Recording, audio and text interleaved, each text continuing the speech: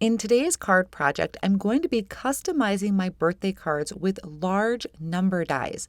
This works not only for birthday, but anniversary and any other type of celebration. Hi everyone, I'm Mindy Eggen and welcome to my channel. I would love it if you subscribed, liked this video, and shared it with your friends. Now the star of my card project is going to be these large number dies from Hero Arts. I'm going to be creating with the number 13, so I just have, all I need for the die set is the 1 and the 3.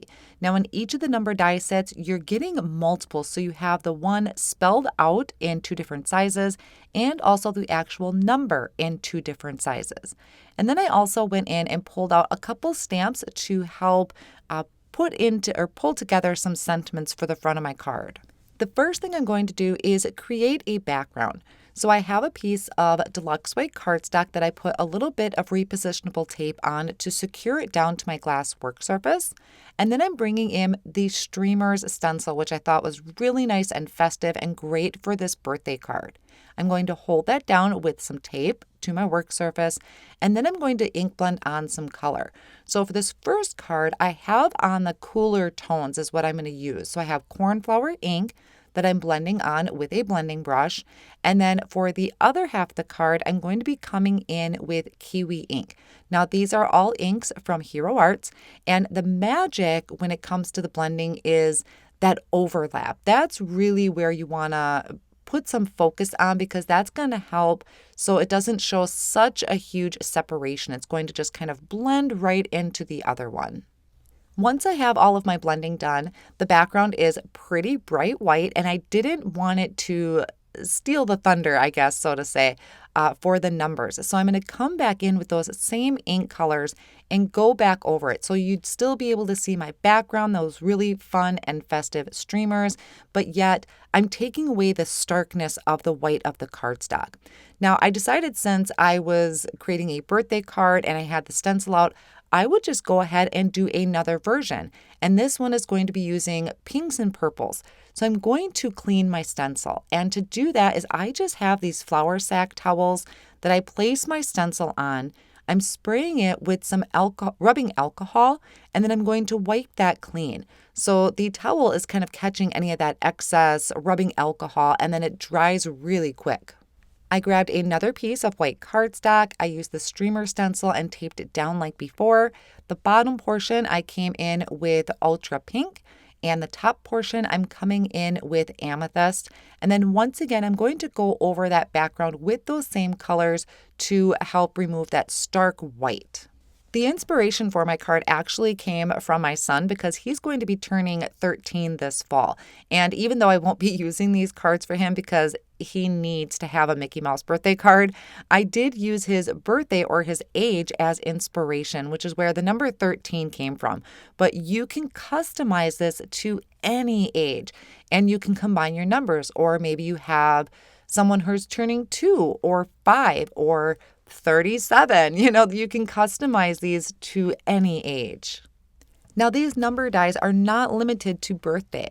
You could use them for anniversaries, or maybe, I guess, golden birthdays would be really fun. You could also use this for Happy New Year's cards, or if you do December daily albums, or even just regular scrapbooking or journaling, you could use your numbers to number your pictures or your journaling. So lots of different ways to use these number dies. Now here I had just brought out my splat box, and I added some white and gold glimmer metallic ink to add splatters to both of the backgrounds. Now here is a look. I have multiple numbers on one magnet sheet, but I only need the 1 and the 3. So if you think about which numbers you need, you can just purchase those 2 or 1, depending what you want to use it for. But you can see there's a different variety of how they're spelled out in the sizes, which I think is a really great option. Now I'm going to be using my compact cutter to die cut these. So I just took some white cardstock that was 4 1/4 by 5 1/2, and I trimmed it in half so that I could cut them small enough to fit through my compact cutter. Now I'm doing 2 cards, and I want to layer my numbers up for dimensions. So for each of these, I am going to die cut out 6 of the number 3s and 6 of the number 1s.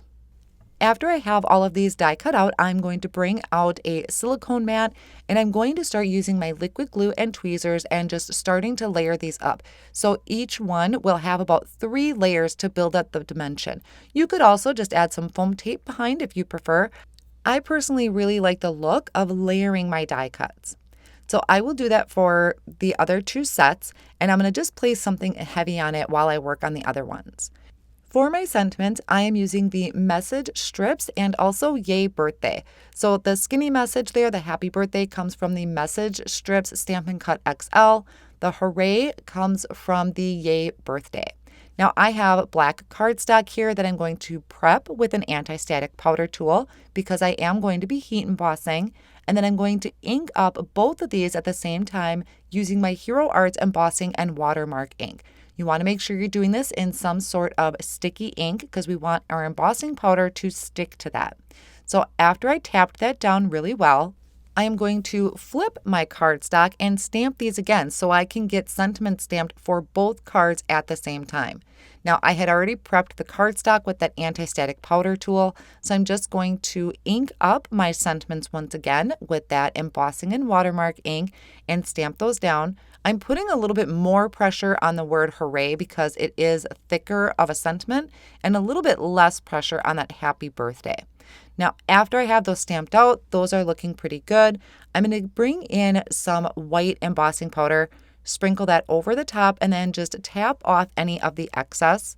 I'm going to make sure that my heat tool is warmed up really, really well so I can come in and melt that embossing powder and try to minimize the amount of warping I'm going to get on the cardstock. What I really like about these 2 stamp sets is they have coordinating dies. So the happy birthday, in that coordinating die set, there are various strips that you can use to trim out your sentiment just depending on how long your sentiment is. So I picked one out that was going to fit the happy birthday. I trimmed the cardstock in half so I can use this with my compact cutter. So I will line these up and just hold that down with some tape. The hooray also has a die to cut it out, which I really love. So after I have everything secured down with my tape, I can place it down onto my plates and run that through the compact cutter, and I'll repeat those same steps for the other set of sentiments as well. Then I'm going to start putting my card together, but first I want to create my card bases. So I have some side folding A2 card bases, or A2 size side folding. It's a side folding card base, and I attached my backgrounds to the top of those. Now, what I also like to do is kind of fold up some tape to hold them closed while I work on them so that my card isn't popping open while I'm trying to adhere everything to the front. Now I'm taking my numbers and I'm using them as a guide. So they're kind of a placeholder. So I know exactly where to put the sentiments. I really loved kind of this staggered look. I wanted the happy birthday to go underneath that number 1. And then my hooray is going to go up top. So I'll go ahead and just secure down the numbers right away because those aren't really going to move as long as I know where my sentiments are going to go. So I'm just using my liquid glue to do that. I attached the number 3 down, and then I can come in with the number 1. You could use a tape runner, or if you hadn't stacked your die cuts, you could possibly use foam squares here as well. So after I have my pink and purple card finished, I can bring in my blue and green, and I'm going to do the same thing where I'm holding that down with some Post-it tape to the inside of the card. I'm bringing in my numbers once again and that happy birthday. The happy birthday is kind of the biggest guide because I really want to make sure I'm leaving room for that right under the number 1. So then I can go ahead, use that liquid glue and attach my numbers down. Then for that smaller, skinnier sentiment, I am putting some black foam squares behind it. That's going to help kind of pop it up a little bit and make it, I don't want to say even with the number 1, but it does kind of match the dimension. They're actually thin black foam squares. So I remove the backing and I'm going to place that right under the number 1. So it's just kind of tucked in there between the 1 and the 3. And I am trying to center it underneath that number 1. And I'm going to do the same thing for my pink and purple card. Now the word hooray is just a little bit trickier because this one is a longer word and it's going to overlap my number 1 just a little bit. So on the last half of the word hooray, I am adding some of those foam squares. I do need to bring out some bigger ones and just kind of trim them down into some thin strips so I can get some foam on the Y and also the exclamation point.